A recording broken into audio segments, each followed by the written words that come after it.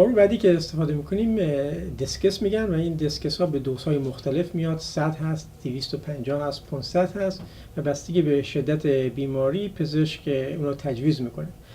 استفاده از این خیلی مشکل نیست. خود این دستگاه رو اینطوری نگه میدارین. اینجا یه جای شستی هست که این شست رو اینطوری میکنه دستگاه باز میشه.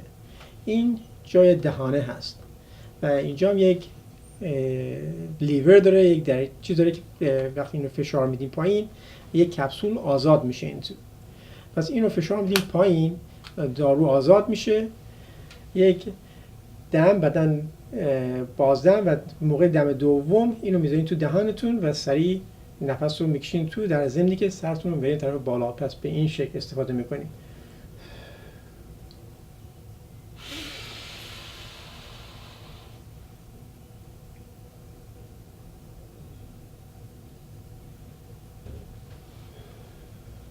پس تا 10 ثانیه نفس رو نگه میدیم، بعدا بازدم رو انجام میدیم.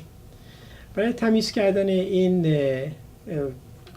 این ماوث پیس و این قسمت دهانی رو فقط با دستمال کاغذی میشه تمیز کرد و این دستگاه هم یک شماره گذاری داره که اینجا میبینید و این از کم کم به طرف 0 میره و نشون میده که دارو داره تموم میشه.